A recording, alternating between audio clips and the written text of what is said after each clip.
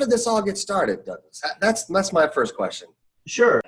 I don't think that somebody who has 1,000 EOS cares any less about the EOS-EO and EOS system than someone who has 10 million EOS. They may care more, right? It may very well be that's a person who has staked more of their net worth into the EOS and EOS-EO system than somebody with 10 million, right? I was worried about losing a lot of BPs who were probably going to be really good, good contributors to the system, and yet there was a chance that they were going to be sort of pushed out of the system.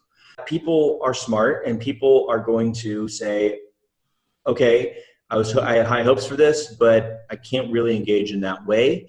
I may still engage economically, but I'm not going to, I can't put my heart into it because I'm just not a meaningful participant in that way, mathematically, right? And so what I think happens is you get a certain amount of attrition of people who would otherwise be amazing ambassadors for the EOS-EO world if they felt like they could have impact. And then secondly, the BPs, they don't have, it's expensive to be a BP.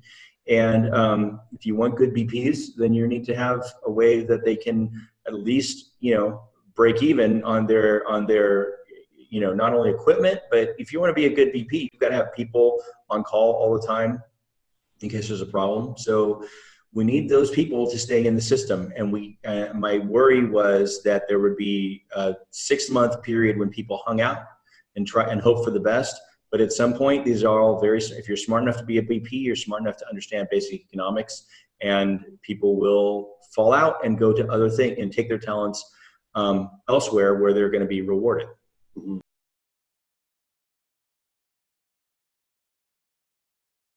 But basically, we're building this new network that's going to be every bit as powerful as EOS.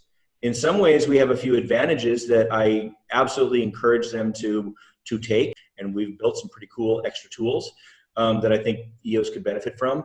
But in essence, the network is just as good, right? So then, we're giving 98.2% of that away to the current EOS token holders.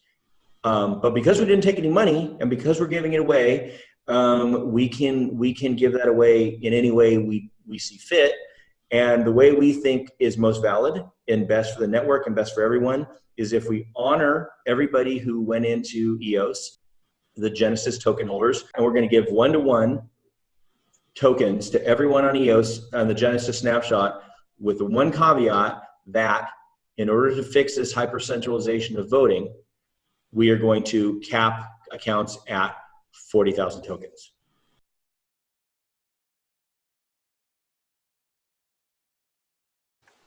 Fork in the crypto world is a 4-letter word, but it's not like the usual fork though, and that's why I kept in my mind that I've been looking at it as almost like a sister chain.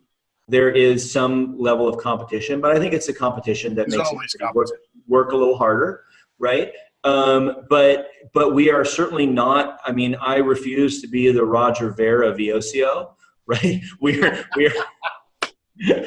are not trying to be EOS Cash. One of the best ways for us to improve the whole EOS-EO world is to show another way to do some of these things, and that can be adopted. It can be influential.